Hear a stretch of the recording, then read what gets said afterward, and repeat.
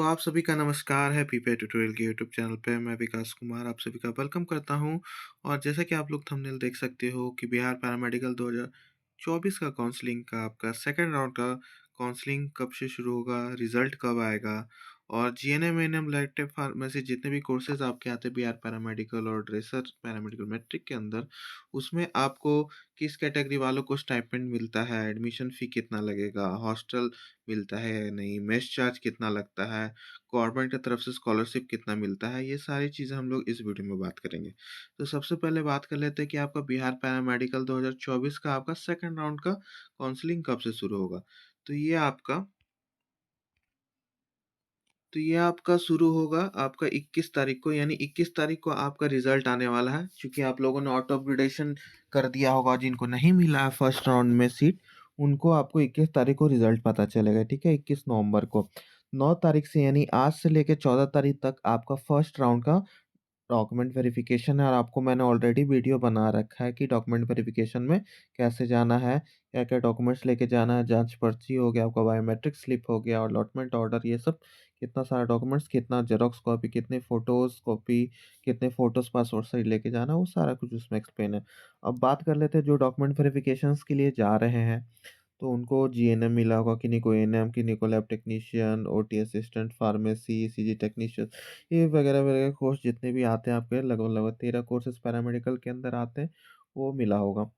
तो government college जिनको मिला है, तो उसमें आपको सबसे पहले एडमिशन फ़ी कितना लगता है? तो एडमिशन फ़ी मैं बता दूँ, प्रत्येक कोर्स का आपका अलग-अलग है, ठीक है? और मैक्सिमम और मिनिमम के हिसाब से मैं बताऊँगा, जैसे एएनएम का हो गया तो कहीं 3000 4000, ठीक है?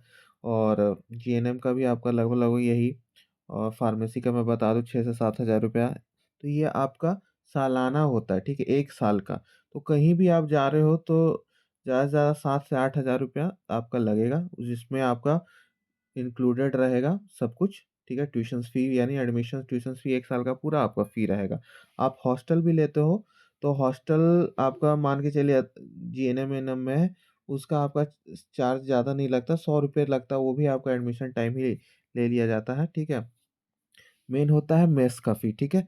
मेस का फ़ी कहीं पे 2000 है, कहीं 2200 है, कहीं 2800 है, कहीं 3000 भी है, वो डिपेंड करता है कि वहाँ पे टेंडर किसको दिया गया, उस हिसाब से आपको क्या क्वालिटी खाने का मिल रहा है, उसके ऊपर डिपेंड करता है, ठीक है?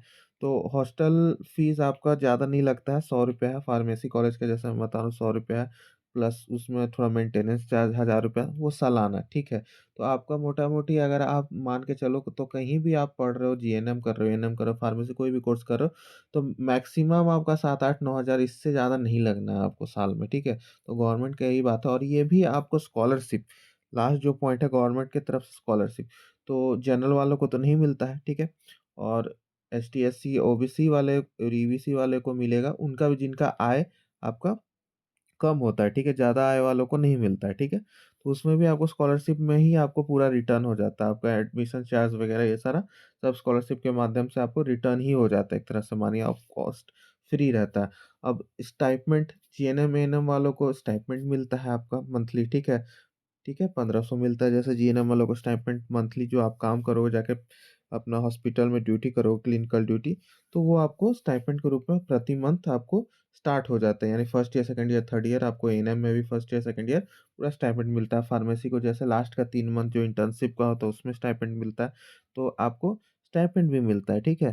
तो ये आपका स्टाइपेंड का पूरा जानकारी हो गया। तो ये था पूरा आपका जानकारी जीएनएम, एएनएम, लैबटेक या फार्मेसी से सब कुछ से रिलेटेड। इसके अलावा भी कुछ आपको चाहिए जानकारी, तो आप कमेंट सेक्शंस में कमेंट कीजिएगा, और इसी प्रकार के आपको इन्फॉर्मेटिव जानकारियाँ चाहिए आपको पैरामेडिकल से रिलेटेड अभी भी और आगे भी, तो आप पीवीआई ट्यूटोरियल को सब्सक्राइब कर लीजिएगा और हमारे टेलीग्राम चैनल को भी जॉइन कर लीजिएगा। मिलते हैं नेक्स्ट वीडियो में, और कोई भी बात रह गई होगी तो आप लोग कमेंट्स ज़रूर कीजिएगा। मिलते हैं नेक्स्ट वीडियो में, तब तक के लिए टेक केयर।